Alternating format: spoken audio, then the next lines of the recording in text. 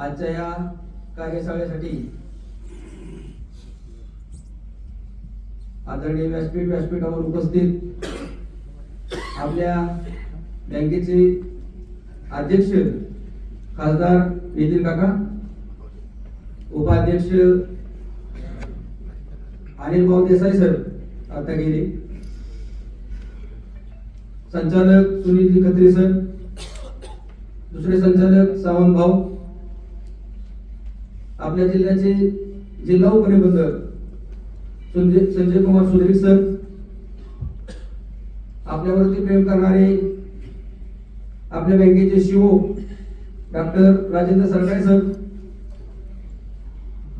आपल्या बँकेचे सहव्यवस्थापक आपले मार्गदर्शक बेलारे सर, आपल्या वरिष्ठ कार्यालयाचे सर्व व्यासपीठावर उपस्थित अधिकारी, सर्व जिल्ह्याचे तालुका प्रमुख, विभागीय विकास अधिकारी, सर्व विक्री अधिकारी, सर्व विकास अधिकारी, आमच्या जिल्हा संघटनेचे सर्व प्रतिनिधी, तालुक्याचे तालुका अध्यक्ष, आमच्या जिल्हा पंचायतीचे सर्व संचालक, चेअरमन आणि उपस्थित सर्व सचिव बंधू आणि भगिनींनो, आजची केंद्र कार्यशाळा ही कुठलंही प्रशिक्षण नव्हतं, केवळ आणि केवळ तुमच्याशी संवाद साधावं ह्या हेतूने तुम्हाला सर्वांना इथे उपस्थित केलं होतं. मगाच्या अनिल भाऊ बोलताना म्हणाले की गट सचिव हा सामान्य कुटुंबाचा सभासदांचा संसार चालवतात. हे खरं आहे मित्रांनो, कारण आमचा सचिव गाव पातळीवर सामान्य कुटुंबाची चूल जाणवण्याचं काम जर कोण करत असेल तर तो आमचा हा गट सचिव करतो सर. परंतु हा गट सचिवाच्या मध्ये एक नैराश्य निर्माण झालं होतं, कारण अतिशय कमी पगार असल्यामुळं एक नैराश्याची भावना आमच्या सचिवांच्या मनामध्ये निर्माण झाली होती. त्या सचिवाचं आयुष्याचं जीवन फुल मला वाटतं असं सुकून गेलं होतं. त्या सुकलेल्या जीवन फुलामध्ये आदरणीय अध्यक्ष साहेब, आदरणीय संचालक मंडळ, आदरणीय शिवसाहेब असतील, यांनी पगाराच्या रूपाने पराक्रम भरले आणि ते जीवन फुल पुन्हा एकदा प्रफुल्लित केलं. एक सचिवांना नवी दिशा मिळवून दिली, त्यांचं आयुष्य नवचैतन्य केलं. त्याबद्दल संघटनेचा अध्यक्ष म्हणून प्रथमतः मी काकांचं आणि सर्व संचालक मंडळ आणि शिवसाहेबांचा आभार मानतो. आपल्याला माहिती आहे सर्व सचिव मित्रांनो की 98 साली आम्ही लागलो. 98 साली आमची जॉईनिंग 500 रुपयांनी झालं होतं.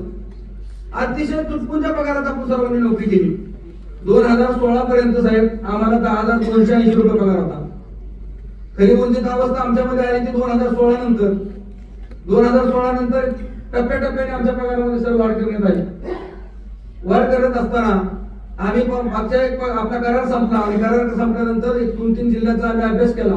अभ्यास करून सरकारी साहेबांच्या मार्फत आदरणीय अध्यक्ष साहेबांच्या समोर आम्ही ते मांडलं. मित्रांनो, सांगताना एवढा आनंद होतोय की महाराष्ट्रात सगळ्यात मोठा पगार 22% वाढ आपल्याला पगारात दिली. आज महाराष्ट्राच्या पगाराचा जर सचिवांचा अभ्यास केला तर सगळ्यात मोठा पगार आपल्याला. पण नुसता पगार आहे का? मग सरकारी सरांनी आपल्या भाषणामध्ये सांगितलं किती मोठी आकडेवारीचा पगार तुम्हाला मिळतो. आज नुसती पगार वाढ देऊन आपलं संचालक मंडळ किंवा अध्यक्ष थांबलेले आहेत, काका थांबलेले आहेत. अनेक योजना तुमच्यासाठी आणल्या. किती योजना आणल्या? महाराष्ट्रात कुठेही योजना लागू नाही. तुम्ही कुठेही महाराष्ट्राचा विचार करा. आज आमचा नैसर्गिक मृत्यू जरी संस्थेचा सचिवाचा झाला तरी त्याला पूर्वीच्या काळी आम्ही काय करायचो काका? वर्गणी करायचो आणि वर्गणी करून त्या सचिवाच्या परपंचाला तत्पूर्ती मदत करायचो. त्या परपंचाच्या मदतीमध्ये त्याचं काही मागत नव्हतं. तुम्ही एक कल्पना आणली, आम्ही तुमच्या समोर ती सादर केलं, तुम्ही त्याला मान्यता दिली. आम्ही असं म्हणले की आम्ही पूर्वीच्या काळी जसं एक दिवसाचा पगार मदत करतो त्याचप्रमाणे आम्ही पुन्हा एकदा मदत करतो. त्याचप्रमाणे तुम्ही फक्त एकच करा की केंद्राचे पैसे घालायला सांगा. आज ती कल्पना तुम्ही मान्य केली, तेही आम्हाला मान्य झालं. ती एवढी मोठी मदत आपल्याला झाली. दुसरी मदत आपल्याला काकांनी किंवा संचालक मंडळ किंवा शिवसाहेबांनी अशी केली की अपघात विमा जेव्हा ती पूर्वीच्या काळी आपल्याला नव्हता, तो विमा आपल्याला 840 रुपयाचा लागू केला. जवळजवळ आपला सचिव जर आता नैसर्गिक किंवा अपघाती जर त्याचा मृत्यू झाला तर माझा अंदाजाप्रमाणे 7 ते 70 लाख रुपये त्या सचिवाला मिळतात. ही महाराष्ट्रात पहिली जिल्हा मध्यवर्ती बँक आहे की त्यांनी एवढे मोठे योजना आपल्या सचिवांसाठी दिली. तुम्ही म्हणणार की अध्यक्ष मरणोत्तर काय सांगते, पण मित्रांनो खरी गरज पैशाची नंतरच असते. अगोदर तुम्ही कमवत असता, पण घरातला खर्च केल्यानंतर त्या कुटुंबाची काय दयनीय अवस्था होती ती त्या कुटुंबाला जाऊन घेतला. आणि ती दयनीय अवस्था घालवण्यासाठी हे संचालक मंडळ किंवा अध्यक्ष साहेबांनी घेतलेला सगळ्यात मोठा निर्णय. आज एवढी मोठी मदत त्या कुटुंबाला होत असताना आमचा सचिव साहेब बिनधास्तपणे काम करतो. त्याला माहित आहे काही मुली काम करत असताना मला माझ्या अध्यक्ष साहेबांनी माझ्या संचालक मंडळाने एवढा मोठा निर्णय घेतलाय की माझं कुटुंब आता सुरक्षित केलंय संचालक मंडळ. मी काम करणार, माझ्या बिनधास्तपणे मी काम करणार. पण तेवढं करून जमलेत का? आज आपलं हे धावतं युग आहे. या धावत्या युगामध्ये ह्या सचिवाच्या एवढ्या कमी पगारामध्ये मेडिकलचा खर्च त्याला भागवता येणार नाही. म्हणून मेडिकलची क्लेमची योजना आपल्यासाठी लागू केली. आज कितीतरी आमच्या सचिव बंधूंनी ती मेडिक्लेम घेतलेले लाख लाख रुपयापर्यंत मेडिक्लेम साहेब पास करून आमच्या सचिवांना ते मिळाले. हे सर्व उपकार फक्त आणि फक्त तुमच्यामुळे आमच्यावर झाले. ही सचिवांना त्याची जाणीव आहे की आपल्याला आज किती दिवस चांगला आले.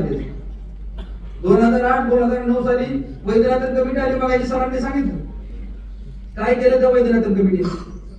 वैद्यनाथन कमिटी आल्या सचिवाची नोकरी खाली. पहिली कादा सचिवाच्या नोकरीवरती पडली. संस्थेला स्वायत्तता दिली सचिव नेमण्याची. सगळ्या संचालक मंडळाने चेअरमन साहेबांनी संस्थेचे सचिव नेमले, पण नोकरीची हमी दिली नाही. त्या जिल्हास्तरीय समितीमध्ये एक परिपत्रकामध्ये एक अट होती की जिल्हास्तरीय समितीची परवानगी शिवाय कुठलाही सचिव तुम्हाला कमी करता येणार नाही.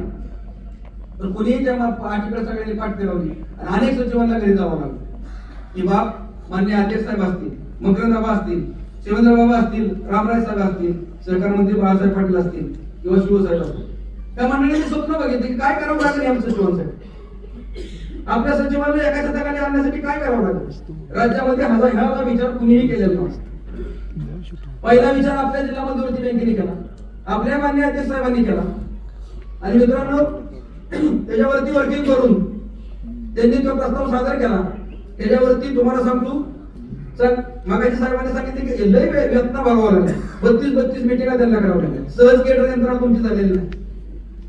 अनेक मिटिंगा केल्या आणि मंत्री महोदयांनी अनेक ताकद लावली तिथं.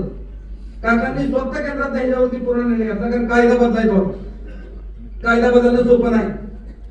परिपत्रक रात्रीच बदलतं, कायदा बदलत नाही. परिपत्रकावरची नोकरी काय कामाची होती. 69 कॅन्सल करून 69 घर आमच्यासाठी आणलं होतं जुन्या लोकांसाठी. परिपत्रक होतं ते रात्रीच बदलतं परिपत्रक. आमची तरी नोकरी काय सुरक्षित होती का? आम्ही बी कवा घरी जायला सांगता येत नव्हतं.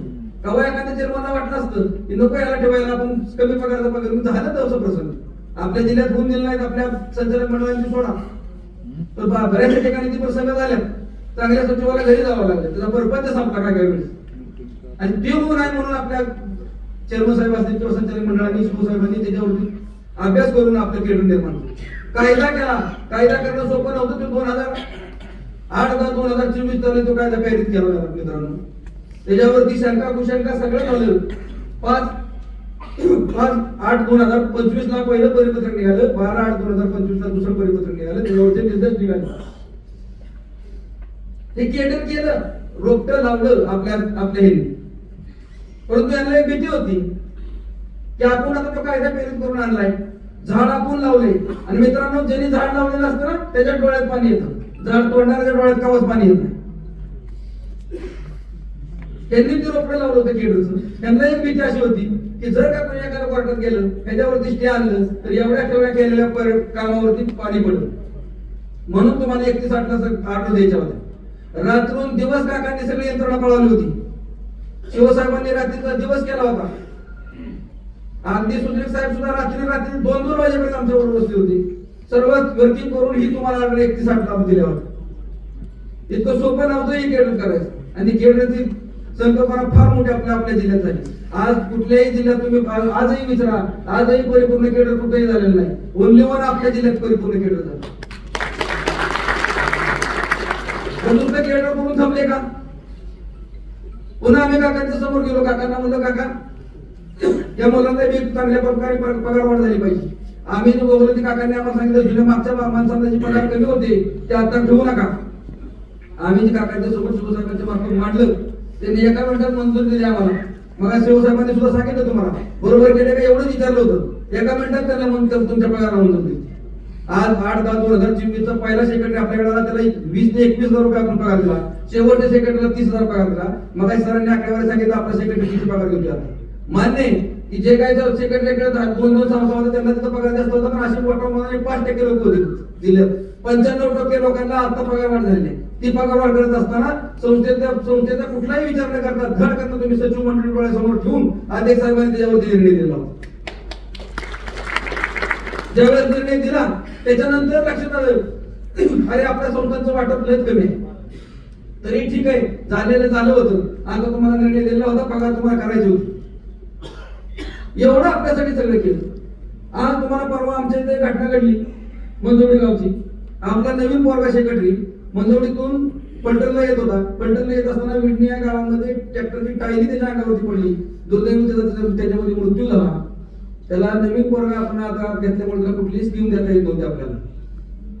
तरी सुद्धा आम्ही आदरणीय शिवसाहेबांच्या मार्फत काकांच्या पैसे गेलो. सर्व संचालक मंडळासमोर विषय मांडला.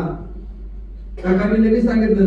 काकांनी प्रॉव्हिडंट फंडाच्या अकाउंटला ऑफिसला साहेबांच्या मार्फत फोन केला आणि प्रॉव्हिडंट फंडाच्या ऑफिसरला सांगण्यात आलं की ही जी नवीन मुलं तुमचा प्रॉव्हिडंट फंड जमा करतो आपण, ती सर्व फंड तुमचा प्रधानमंत्री योजनेमध्ये बसवायला लावला त्या क्षणी, आणि तुमचे जी आम्हाला जी विमा संरक्षण आहे ती विमा संरक्षण त्या मुलासाठी ती करावं लागेल.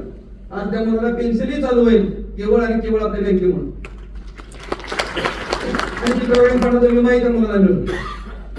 ती योजना आपल्या बँकेत चालू केली. दुसऱ्या त्या क्षणी निर्णय घेतला की आपण आता काय केलं पाहिजे. आपल्यालाच काकांनी सांगितलं की आता तुम्ही असं केलं पाहिजे की पटकन लवकरात लवकर 48 रुपये नवीन कोरोना चालू केला. मागच्या महिन्यातच तुमचा पगाराची सगळी रक्कम कापून 48 रुपये तुम्हाला ती क्लेम चालू केलं पाहिजे. आज मी पुन्हा एकदा काकांना एक विनंती करतो की मेडिक्लेमची योजना जी आम्हाला लाभ आहे त्या मेडिक्लेमची योजना आमच्या ह्या नवीन येणाऱ्या मुलांसाठी सुद्धा तुम्ही लवकरात लवकर चालू करावी असं मी संघटनेचा अध्यक्ष म्हणून तुम्हाला काका विनंती करतो. एवढं सगळं दिलं हो आपल्याला. सगळं देत राहिली ही मंडळी, आपण घेत राहिलो. त्या ठिकाणी मला सर एक विंदा करंदीकरांची कविता होती घ्यावा नावाची. वेळ नाही तेवढा आपण 2 मिनिटं घेतो फक्त. विंदा करंदीकरांच्या कवितेमध्ये विंदा करंदीकर म्हणतात देणाऱ्याने देत राहावे, घेणाऱ्याने घेत राहावे, घेता घेता एक दिवस देणाऱ्याचे हात घ्यावे. देणाऱ्याचे हात घ्यावे म्हणजे कोपरापासून तोडून नाही घ्यायची सवय असते आपल्याला. त्याचा अर्थ असा की जी देणारा देतोय त्या हातासारखी सवय आपल्याला लागली पाहिजे. देणाऱ्याने देत राहावे, घेणाऱ्याने घेत राहावे, घेता घेता एक दिवस देणाऱ्याचे हात घ्यावे.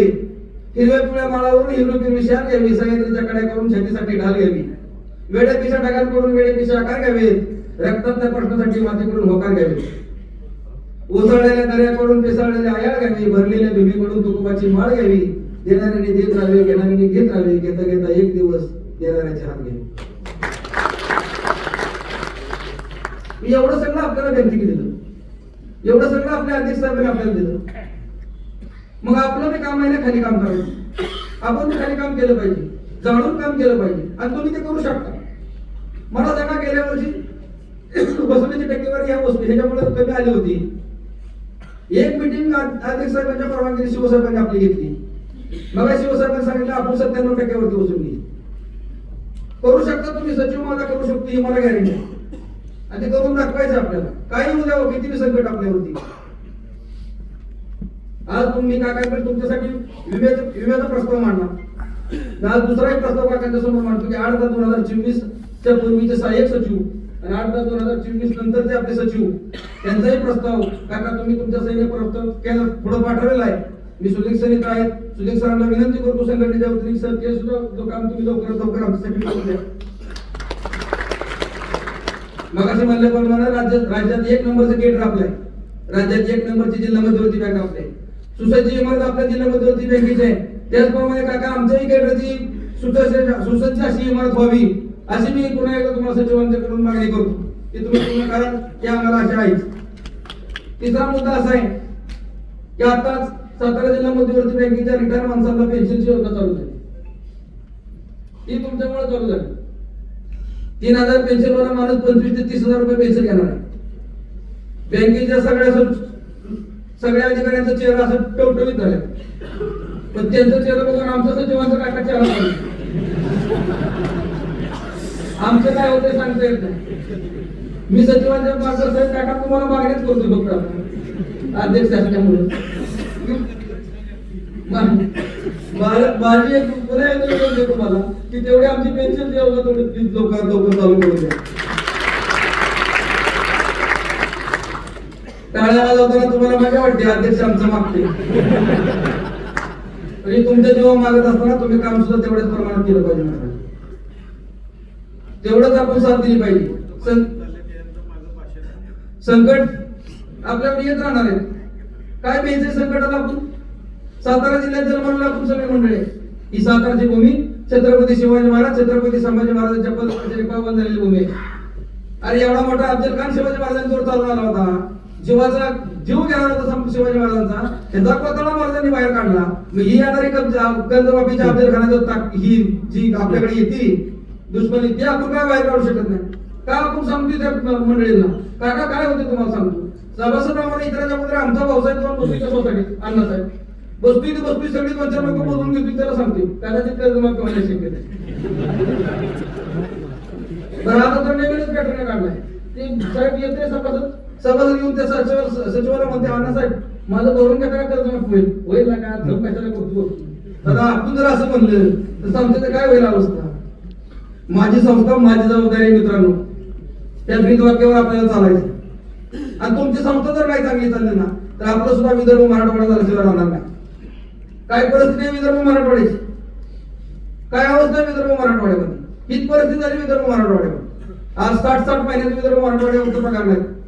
वरड वाढत तिथं सचिव आपला 31 तारखेला पगार जमा करायचं आणि पगार जमा होतो आपल्या केंद्र.